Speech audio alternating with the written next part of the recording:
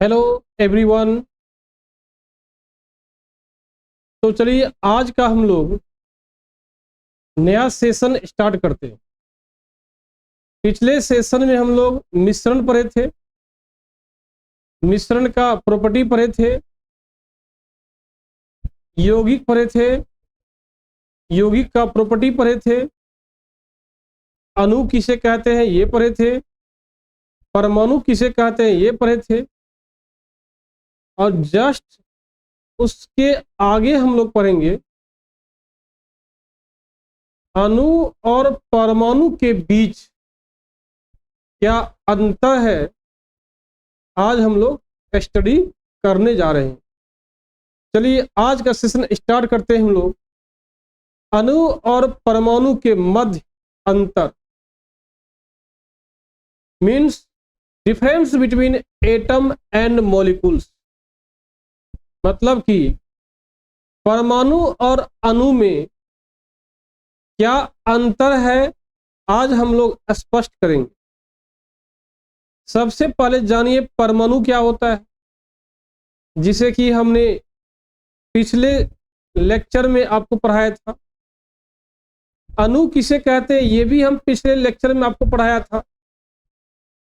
और इस सेशन में, इस लेक्चर में हम लोग अणु और परमाणु के मध्य अंतर देखेंगे, जिसमें सबसे पहला पॉइंट है परमाणु जो है किसी तत्व का, जैसे तत्व क्या है, तत्व आपका हाइड्रोजन है, तत्व आपका क्लोरीन है, तत्व आपका ब्रोमीन है।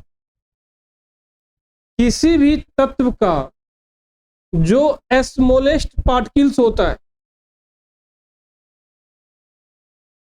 किसी भी तत्व का जो स्मॉलेस्ट पार्टिकल होता है, पार्टिकल्स मीन्स क्या, कण। किसी भी तत्व का जो सबसे छोटा कण होता है उसी को क्या बोलते हैं, परमाणु बोलते हैं। क्या बोलते हैं हम लोग, है परमाणु बोलते हैं। किंतु किसी यौगिक का, किसी यौगिक का जो सबसे छोटा कण होगा वो अणु कहलाता है। आइए देखिए क्या दिया हुआ है। देखिए साफो साफ दिया हुआ है। परमाणु क्या है, परमाणु किसी तत्व का एक स्मॉलेस्ट पार्टिकल्स होता है, जबकि अणु क्या होता है, किसी यौगिक का, यौगिक को बोलते हैं हम लोग क्या इंग्लिश में, क्या, कंपाउंड। क्या बोलते हैं, कंपाउंड कहते, कंपाउंड कहते। किसी भी कंपाउंड का, किसी भी यौगिक का जो सबसे छोटा कण होता है, पार्टिकल्स होता है, उसी को हम क्या बोलते हैं, अणु कहते। तो पहला अंतर देख लिए, तत्व का छोटा रूप परमाणु, यौगिक का छोटा रूप अणु कहलाता। दूसरा देखिए क्या है, परमाणु सामान्यतः स्वतंत्र अवस्था में, स्वतंत्र पूर्वक मीन्स इंडिपेंडेंट नहीं पाया जाते। मतलब परमाणु, कोई तत्व का जो परमाणु है, परमाणु के रूप में एग्जिस्ट करेगा, इन्वायरमेंट में मिलेगा, ऐसा संभावना नहीं होता है।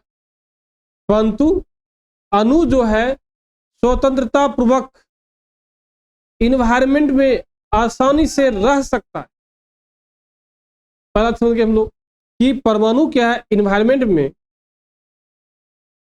फ्री रूप से एग्जिस्ट नहीं करता है, लेकिन अणु जो है इन्वायरमेंट में, इन्वायरमेंट मीन्स क्या, वायुमंडल, वायुमंडल में स्वतंत्र पूर्वक या फ्री रूप से आसानी से रह सकता है। यही क्या, दूसरा अंतर हो गया परमाणु और अणु में। जैसे एग्जांपल देखिए, क्या अणु का दिए एग्जांपल आपको बताए थे, H2O, यह एक अणु है। H2O यह एक अणु है। ये दोनों क्या अणु है। दोनों में क्या दिख रहा है, दोनों में साफो साफ दिख रहा है, इसमें सिर्फ और सिर्फ हाइड्रोजन तत्व है, इसमें सिर्फ और इसमें क्या हाइड्रोजन तत्व है और कौन है ऑक्सीजन तत्व।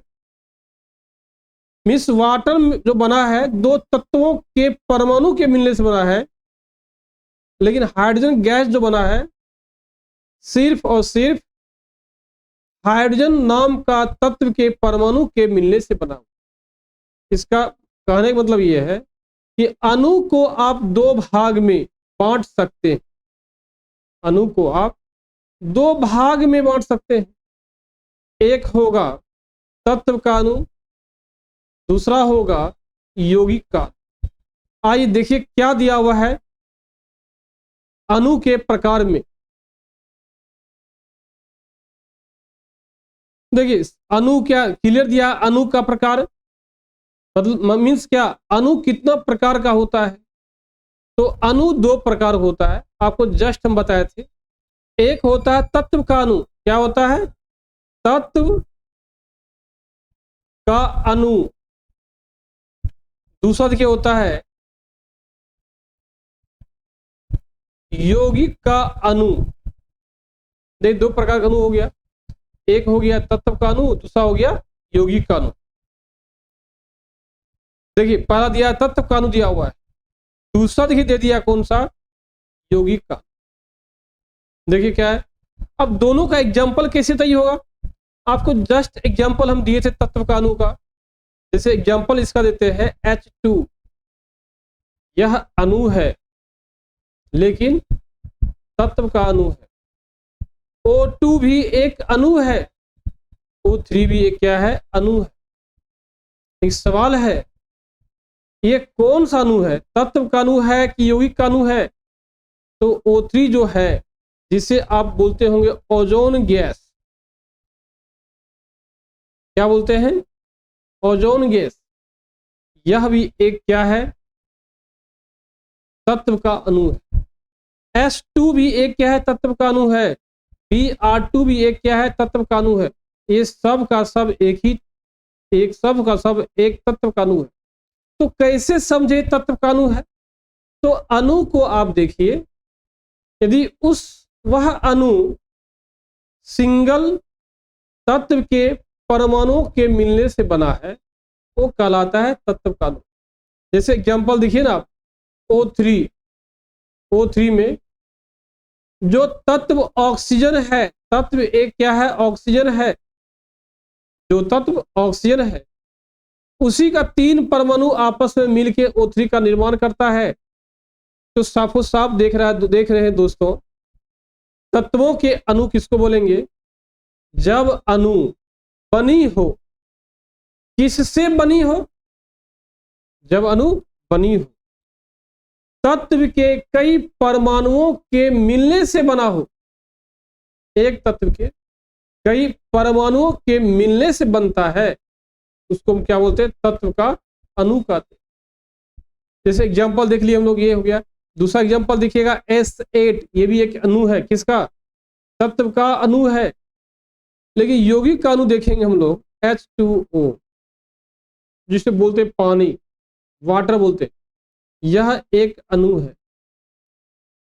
C2H2 यह भी एक अणु है। C3H6 यह भी एक क्या है अणु है। C8H16 यह भी एक क्या है अणु है। कहने में ये हुआ दोस्तों, यदि जब कोई अणु दो तत्व के परमाणु से मिला बन के बना हो, या कोई अणु दो या दो से अधिक तत्वों के परमाणु के मिलने से बना होता है, तो ऐसे ही अणु को हम कहते हैं क्या यौगिक के अणु कहते हैं। तो तत्व के अणु और यौगिक का अणु हम देख लिए। नेक्स्ट देखिए तत्वों के अणु, देखिए क्या होता है, देखिए वही लिखा हुआ है तत्वों के अणु। तत्वों के अणु समान तत्व के, समान मीन्स क्या, जैसे सल्फर H2, सल्फर S8, देखिए सल्फर 8 गो है, सल्फर का 8 परमाणु जब आपस मिला है ना तो S8 का निर्माण हुआ, देख लीजिए। लेकिन इन S8 में एक ही प्रकार का है, क्या है? तत्व। वही तो लिखा हुआ है, तत्व के अणु समान तत्वों के 2 या 2 से अधिक परमाणु के संयोजन द्वारा बनता है। जैसे आप एग्जांपल देखिए, क्या और 3, या इसका एग्जांपल हम ले चुके थे जस्ट अभी। आप एग्जांपल लीजिए P4। क्या लेंगे हम लोग? P4। P4 भी एक तत्व का अणु ही है, तो आप कैसे कहेंगे P4 एक तत्व का अणु है? तो साफो साफ इसका आंसर है, इसमें एक ही प्रकार का फास्फोरस जो है, एक ही प्रकार का फास्फोरस जो है क्या कर रहा है? एक ही प्रकार का जो फास्फोरस है, उनके 4 परमाणु को जो आपस में संयोज करके बन जाता है, हम लोग क्या बोलते हैं? तत्वों का अणु बोलते हैं। देखिए फास्फोरस एक है, उसी का देखिए 4 परमाणु लिया गया है और चारों परमाणु आपस में संयोग करके P4 का निर्माण किया है। तो ये जो अणु कहलाएगा, ये अणु कहलाएगा, कौन सा अणु? तत्व का अणु कहलाएगा। वही देखिए लिखा हुआ है, तत्वों के अणु समान तत्व के 2 या 2 से अधिक परमाणुओं के संयोजन द्वारा बनती है। अणु में उपस्थित परमाणु की संख्या इनकी परमाणुकता कहलाता है, जिसको बोलते हैं एटॉमिसिटी। जैसे एग्जांपल लीजिए आप, जैसे एग्जांपल लीजिए क्या? H2। H2 एक अणु है, H2 एक क्या है? अणु है। इसमें टोटल कितना परमाणु है? टोटल परमाणु की संख्या कितना है? 2 है। परमाणु कितना है? 2 है।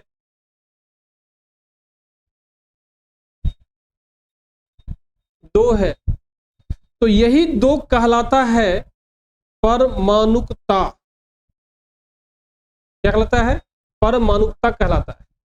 जैसे आप एग्जांपल देखिए, H2O, यह एक अणु है।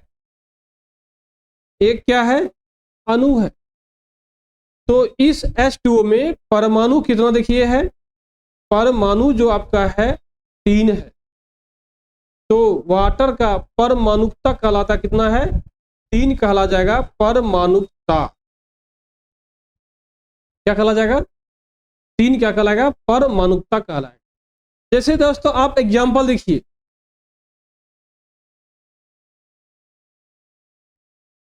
आप दोस्तों दूसरा एग्जांपल ले सकते हैं, NH3। ये भी एक क्या है? अणु है। अणु है। तो आप देखिए इसमें टोटल परमाणु कितना है भाई? देखिए नाइट्रोजन का 1 परमाणु है, हाइड्रोजन का 3 परमाणु है, टोटल परमाणु कितना? 4 हो गया। और यही क्या चाल कहलाएगा? 4 कहलाएगा अमोनिया का परमाणुकता कहलाएगा। क्या कहलाएगा? अमोनिया का परमाणुकता कहलाएगा। जैसे एग्जांपल CH4, यह भी एक अणु है। यदि पूछा जाए CH4 का परमाणुकता क्या होगा? परमाणुकता कितना होगा? 5 होगा। कैसे होगा? कार्बन 1 है, हाइड्रोजन 4 है, 4 + 1 = क्या? 5। वही तो लिखा हुआ है दोस्तों, किसी भी परमाणु में उपस्थित, किसी भी अणु में उपस्थित परमाणुओं की संख्या उस अणु की परमाणुकता कहलाती है। ये समझ गए हम लोग? तत्व के अणु तो हम लोग समझ चुके हैं। नेक्स्ट देखिए, जब नेक्स्ट एग्जांपल देखिए क्या है। देखिए एग्जांपल देखिए ले लिया। देखिए क्या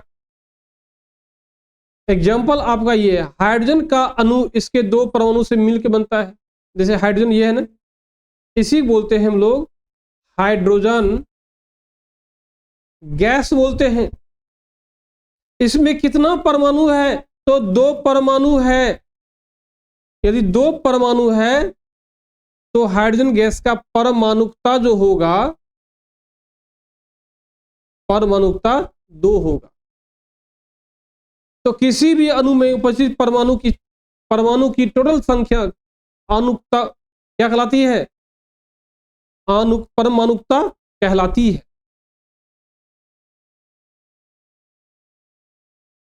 अब देखिए दोस्तों, हम लोग देखेंगे रासायनिक संयोग के नियम। क्या देखेंगे? रासायनिक संयोग के नियम। इसका अर्थ यह है कि जब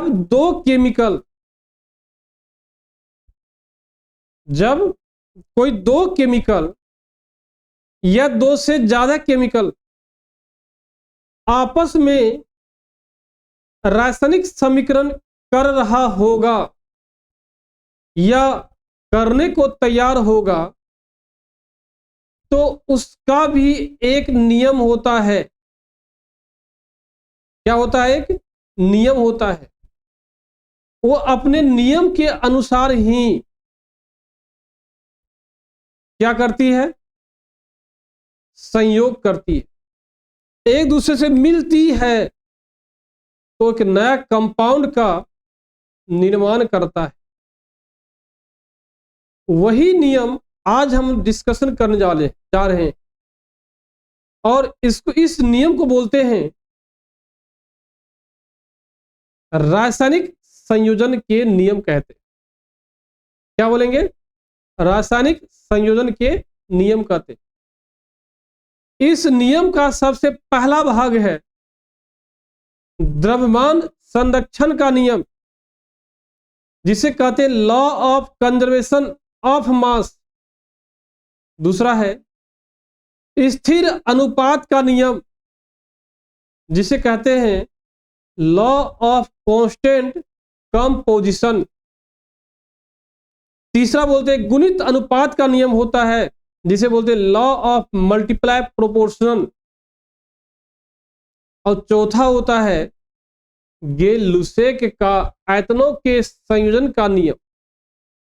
ये चार नियम आपको इस चैप्टर में पढ़ना है। क्या करना है? चार नियम इस चैप्टर में आपको स्टडी करना है, पढ़ना है। और इन नियम का डिस्क्राइब हम लोग नेक्स्ट क्लास में, नेक्स्ट वीडियो में करने वाले। चलिए दोस्तों,